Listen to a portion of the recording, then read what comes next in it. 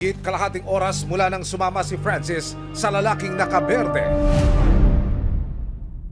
Makikita ang lalaki na umakyat sa rampa ng kalsada. Ang lalaki na naglakad sa isang highway, tumawid sa kabilang bahagi ng kalsada.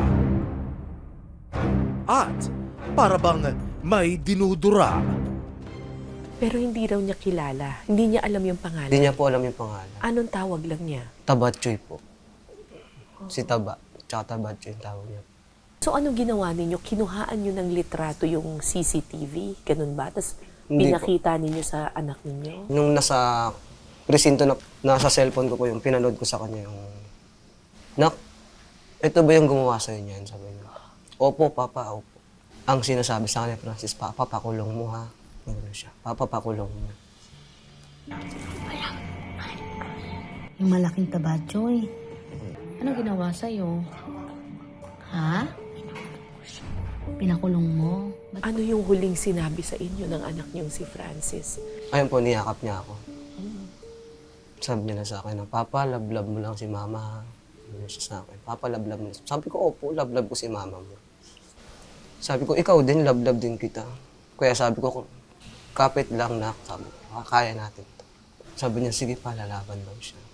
Hanggat sa, ayun na po yung sumuka na siya ng sumuka. Dugo po kasing sinusuka niya. Pati sa ilong lumalabas. Parang bumubulwak na po talaga.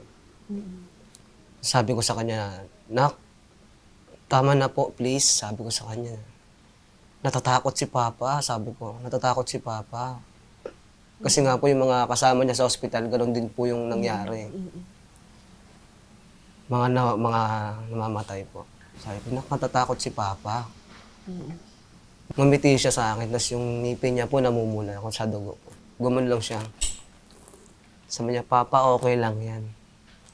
At least wala nang masakit sa akin. Gumanon siya, at least hindi na masakit pa. At least wala nang masakit sa akin. Kumbaga, ayun na po yung time na nagpapaalam na po siya sa akin. Kumbaga, ang gusto nilang sabihin, okay lang yan, Papa. At least dun sa langit, wala nang masakit. Wala na akong nararamdaman. Kami po kasi gusto talaga namin na mabuhay siya. Gusto namin na ilaban pa siya. Sabi po ng doktor sa amin, inausap po kami dalawa. Swerte na lang ng bata kung mabubuhay pa siya kinabukasan. O susunod na araw, swerte na. Kasi nga, last na energy niya po, nagamit niya na. Kaya sabi po, Panginoon, kung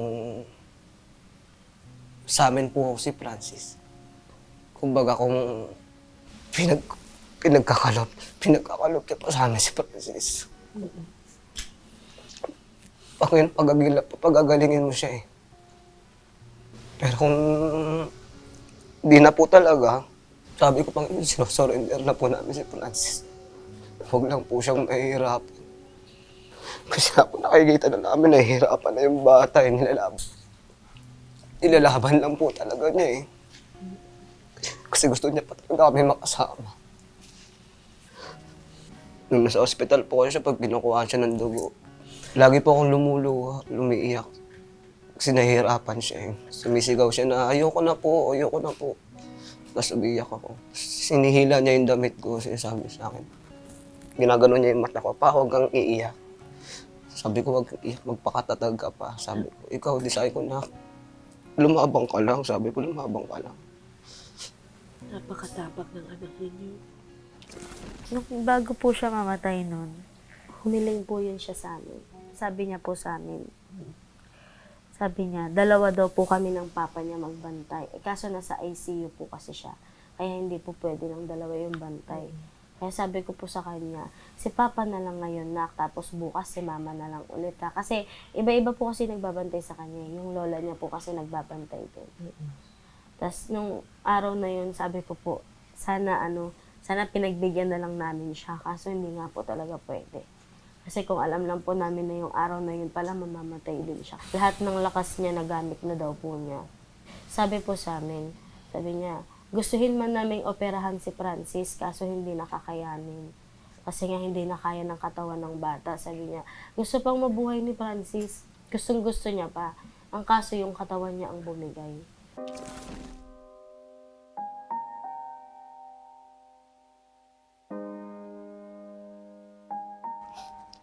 Kaya po ngayon, Nagdadamayan na lang kami mag-asawa. Kapag may nakikita may nalulungkot sa amin na sa isa't isa, sabi ko lang sa kanya na huwag mong isipin na wala yung anak mo. Babalik, sabi ko, babalik din siya. Siguro papagaling lang. Kahit mag-back to zero kami, babalik siya, ganun.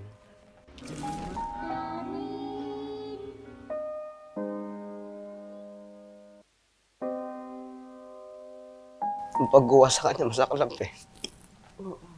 Hindi niya deserve yun eh, kasi gusto niya lang talaga maglaro, mag-aaral. Napakabibo ng bata. Tapos ganun yung mangyayari. Mahirap. Yun daw yung isa sa pinakamahirap na bahagi ng buhay. Yung kapag ang magulang ang maglilibing sa kanyang anak. Ay nga po eh. Pero may isa pang hiling si Francis bukod sa magpakatatag kayo.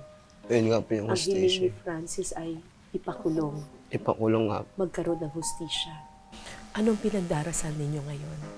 Sana po makamit namin yung station na nararapat para kay Francis.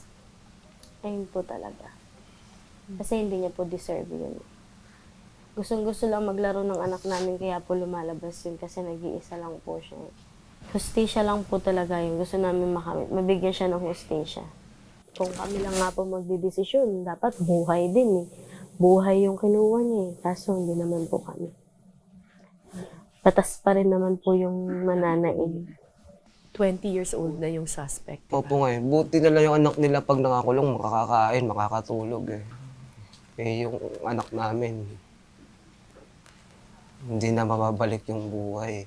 Kung kayo po yung magulang, mararamdaman po ninyo yung nararamdaman po namin kung gaano po kasakit. At sana maging mabilis ang hustisya. Ayun po, sana nga po. Nakikiramay ako sa inyong dalawa, Jemuel. Makatatag kayong dalawa. Mahirap ang pinagdaraanan ninyo. Pero pagdarasal namin na sana rin makamit ninyo sa lalong madaling panahon ng hustisya. Kasi kapag dumating ang hustisya, kahit papano mas gagaan yung pinapasa ninyo.